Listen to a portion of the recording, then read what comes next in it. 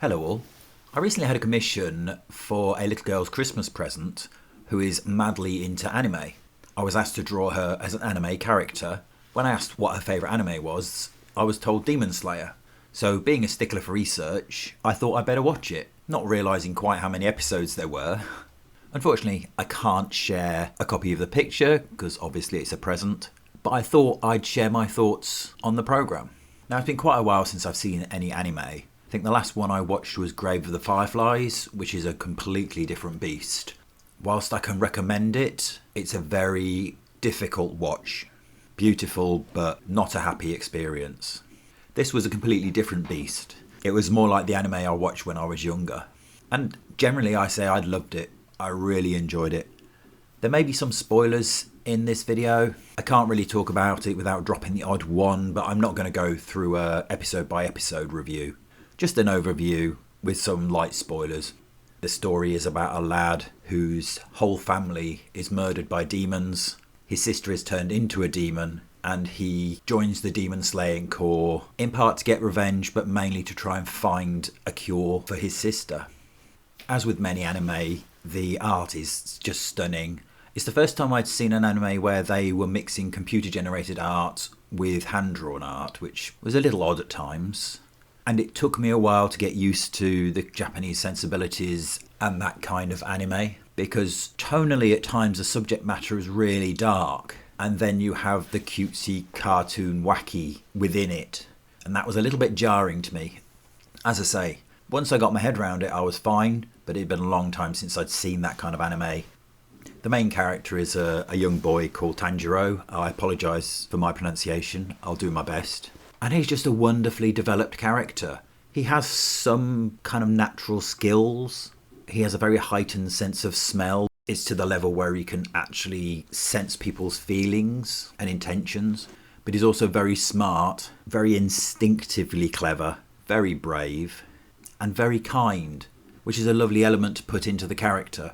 So although he will kill demons, he still treats them in some way, shape or form with sympathy. And his character grows and develops really well. He has a level of skill which is trained, and whilst the training takes place pretty quickly within the series, it establishes that he spends a long time training, and that training never really stops. But the thing he has more than anything else is absolute focus and willpower. He wills himself to win. He is beaten down, he is broken, but he will get up. But that's not fueled by rage or a need for revenge. It's fueled by his love for his sister and the promise that he made to her. It gives him that motivation. It means, as I say, when he should lie down, he won't. He'll get up and he'll face the seemingly undefeatable. And he doesn't always win. And again, that's something else I like. He has to develop, he has to grow, he has to learn to work with other people. He has to sometimes realise that he's not good enough yet. So there's a nice growth and nice development. And when you get to the end, you realise he's still way out of his league with a lot of the demons he's got to face. And also there's the conflict with other demon slayers, because he travels around with his sister Nezuko, who is a demon. And obviously he's a demon slayer, so that shouldn't happen. Now, I don't think his sister's as well developed in this series anyway. I believe more happens later. Even though there are elements of her character that are really nice, because despite being a demon, she protects her brother no matter what. But she is still struggling against being a demon to stop herself basically killing people. A lot of the show gives the impression that maybe it's not so hard for her, that the connection with the brother makes it easy, but there's a moment where you show that this struggle is something that's constant for her, that she is fighting those demonic urges all the time. And that's quite an important moment. As I say, tonally it's a little weird at times, from really serious dark matters to the wacky stuff. And that's most apparent with two companions that he meets on his way, which is Inosuke and Zenitsu, both of whom are much more cartoony, and I found them a bit irritating to start with. They are both kind of extreme caricatures. I'm feeling Zenitsu has developed interestingly as a character, and there's more to go with him and further to go. Inosuke, he seems like he's the same person that he started. He's just kind of like a charge in, fight me kind of person. And whilst in the series he has a bit of a crisis of confidence, it doesn't last long. I think his character will develop.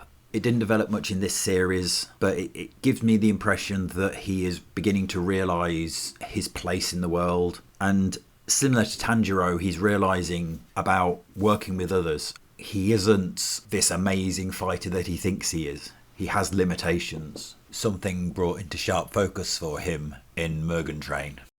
There's a really interesting large cast of other characters, all really nicely defined and individual. And there's a real heart to the series. Just to let you know, something that annoyed me slightly was the finale is in the film Mugen Train, not in the series itself.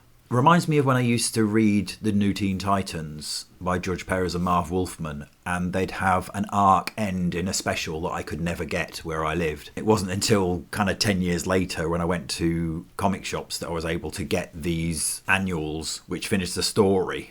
Obviously I didn't have the same problem here, I just paid for it on Amazon Prime. But that's just a little nod to make you aware.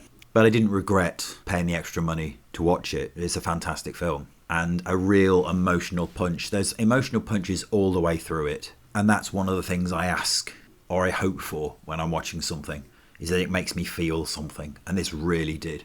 And at the end of the film, I was close to tears. So yeah, really enjoyable series. And I got to do a drawing that was fun to do. So bonus. To be honest with you, I can't wait to watch Series 2. I believe Series 3 is going to be released soon as well. So all good. Anyway, I'll leave that one there. Please like and subscribe, and my comic is available from my website. The link is in the description below. Thank you very much for listening, and peace out.